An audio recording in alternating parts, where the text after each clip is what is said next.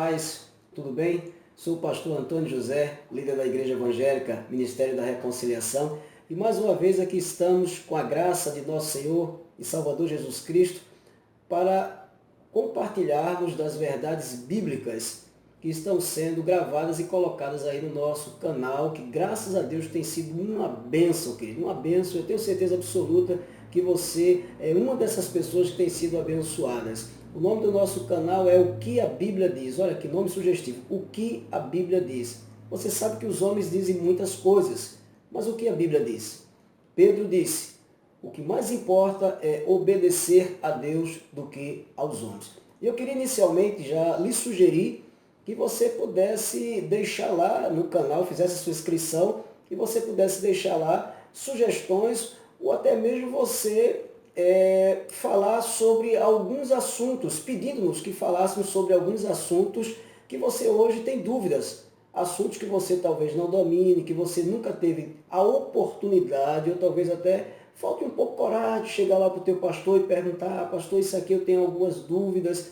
Não é bom ter dúvidas, queridos, com relação à palavra do Senhor. No livro de Atos dos Apóstolos, no capítulo 8, aquela extraordinária passagem do eunuco que vinha voltando de Jerusalém, que foi adorar, e quando o Espírito diz a Filipe, evangelista, aproxima desse carro, Filipe faz uma pergunta a ele vinha lendo o profeta Isaías, e Filipe pergunta para ele, você compreende o que você vem lendo? Ele olha para Filipe e diz, como poderei entender se alguém não me explicar? Então, se você tiver dúvidas, coloca lá, eu tenho dúvidas sobre determinado assunto, sobre predestinação, sobre batismo, sobre eleição, sobre casamento. Nós teremos o maior prazer de estarmos abordando aqui, eu tenho certeza absoluta que dentro da vontade do Senhor estaremos trazendo os esclarecimentos que vão iluminar cada vez mais os olhos do teu coração. E hoje eu estou aqui para falar de um assunto, olha querido, que eu vou te dizer uma coisa, é um dos assuntos que eu mais amo. Eu quero falar um pouco sobre família, nós vamos falar alguns cultos aqui, eu estarei gravando algumas mensagens aqui, melhor dizendo, sobre família, e hoje eu quero tratar de um assunto muito importante dentro do casamento. Como o cristão deve resolver seus conflitos. Você sabe muito bem que não há casamento perfeito, isso é utopia.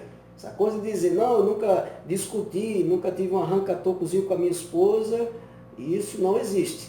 A verdade é que todo casal, sem exceção, num determinado momento, tem ou terá algum conflito. Só para você ter uma ideia do que eu estou lhe dizendo, olha o que é que Jesus disse aqui em João 16:33. Pegue a sua Bíblia, vá conferir, porque Paulo disse que devemos conferir coisas espirituais com espirituais. João 16, verso 33, palavras do próprio Cristo. Estas coisas vos tenho dito para que tenhais paz em mim. No mundo passais por aflições, ou seja, angústias, dificuldades, mas tende bom ânimo, eu venci o mundo. O salmista, lá no Salmo 34:19, ele diz que muitas são as aflições dos justos. Então observe, em algum determinado momento da nossa vida, nós casados, solteiros, noivos, passaremos por aflições, mas vamos nos ater principalmente aos casados. Iremos enfrentar algum tipo de aflição, algum tipo de dificuldade. Agora, a pergunta é a seguinte, quando os ventos começarem a soprar, quando as dificuldades surgirem, quando os problemas se levantarem, como deve ser a nossa atitude? Você sabe como é que o mundo lá fora resolve seus problemas? Você sabe como é que o mundo resolve seus conflitos? No grito. Alguns até na bala. Chegam até a via de fatos de levar tiros. Isso é uma verdade. Então, esta é a maneira, é a forma como o mundo resolve seus problemas. Divórcio, o marido discute com a esposa. Sabe de uma coisa? Volta para a casa da tua mãe, eu vou viver a minha vida. Mas nós cristãos, como devemos resolver os nossos problemas? Como nós devemos resolver os nossos conflitos? De que forma? Na epístola de Paulo aos Colossenses, eu queria compartilhar com você uma coisa muito interessante. Então, nós cristãos temos uma maneira diferente de resolvermos os nossos conflitos. Porque conflitos, aflições, todos nós iremos passar. Em Colossenses capítulo 3, verso 12 e 13, Paulo diz assim, revesti-vos, pois, como eleitos de Deus, santos e amados, de ternos afetos de misericórdia, de bondade, de humildade, de mansidão, de longanimidade. Suportai-vos uns aos outros, perdoai-vos mutuamente, caso alguém tenha motivo de queixa contra outrem. Assim como o Senhor vos perdoou, assim também perdoai vós. Então, olha a maneira aqui como o cristão deve proceder, como ele deve resolver os seus problemas, suportando uns aos outros. Na epístola de Paulo aos cristãos de Roma, então nós temos uma maneira diferente do mundo. Aliás, nós somos diferentes. Tem que existir diferença entre aquele que serve a Deus e o que não serve. Em Romanos 12, versos 18 a 21, o apóstolo diz assim, Romanos 12, 18 a 21. Se possível, quanto depender de vós, tende paz com todos os homens. Não vos vingueis a vós mesmos, amados, mas dai lugar à ira, porque está escrito, a mim me pertence a vingança, eu é que retribuirei, diz o Senhor. Pelo contrário, se o teu inimigo tiver fome, dá-lhe de comer. Se tiver sede, dá-lhe de beber, porque fazendo isto, amontoarás brasas vivas sobre a sua cabeça. Não te deixes vencer do mal, mas vence o mal com o bem. Olha a forma como o crente procede. Ele entrega nas mãos do Senhor.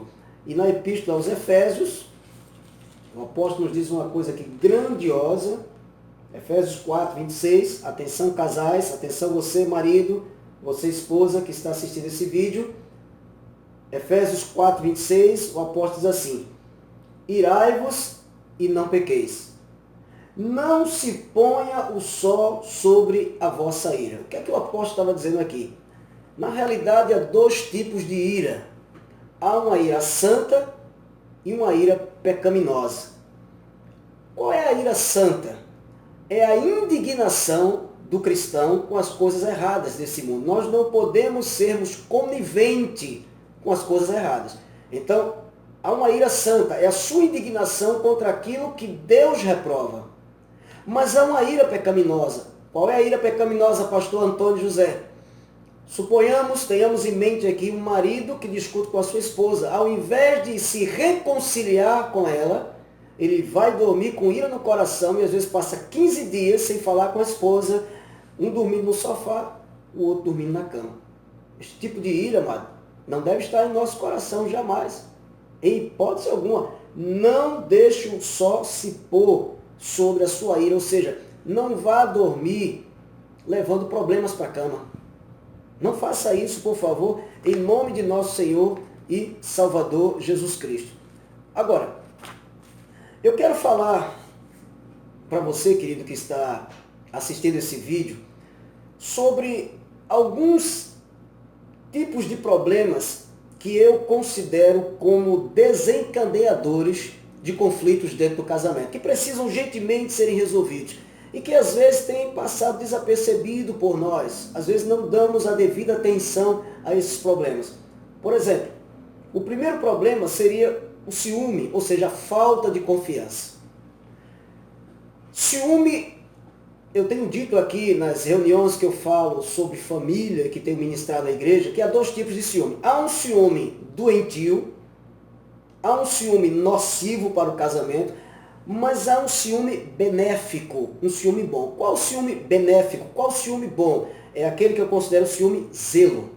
É a esposa que liga para o marido perguntando a hora que ele vai chegar, não porque está desconfiando dele, mas porque ela quer preparar um ótimo jantar, ela quer se ataviar, quer recebê-lo de uma forma que venha agradá-lo.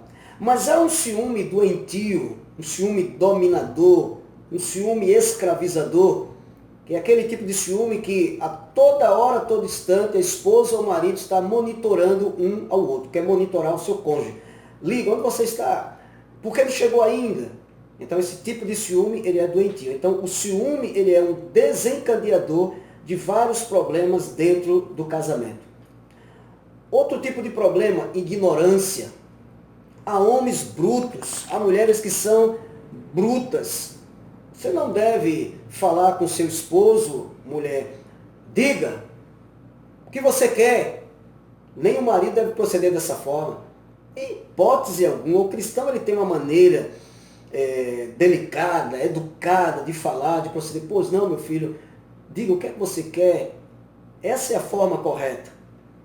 Outro problema que pode desencadear uma sequência de conflitos no casamento. Dívidas. Dívidas podem levar casais a conflitos e até mesmo a separação. Ouçamos o que Paulo escreve aos crentes de Roma, Romanos 13, verso 8. Romanos 13, 8. Paulo, sob inspiração divina, Paulo diz assim: a ninguém fiqueis devendo coisa alguma, exceto o amor com que vos ameis uns aos outros, pois quem ama o próximo tem cumprido a lei. Na maioria das vezes, os pregadores têm levado esse texto aqui só para o lado financeiro. Mas esse texto é abrangente, porque ele diz: a ninguém fiqueis devendo coisa alguma. Eu queria lhe fazer uma pergunta. Quando você pede alguma coisa emprestada, um livro, uma caneta, uma colher de pedreiro, um carro de mão, seja o que for, você tem devolvido? É isso que Paulo está dizendo. Aquilo que eu peço, eu tenho que devolver. Seja dinheiro, seja um objeto, seja uma revista, um livro, seja o que for, porque infelizmente vivemos numa sociedade onde as pessoas têm o hábito de pedirem as coisas e não devolver. E quando devolvem, às vezes devolve com defeito. Pior do que pegar. Se você pegou alguma coisa, você deve devolvê-la melhor do que você recebeu. Há pessoas que pedem um livro emprestado e elas devolvem sem capa, rasgado, rasurado, não dão a mínima satisfação. Então Paulo diz: a ninguém fiqueis devendo coisa alguma. Inscreva-se no nosso canal, o que a Bíblia diz, e não perca a continuação desse vídeo falando sobre conflitos no casamento.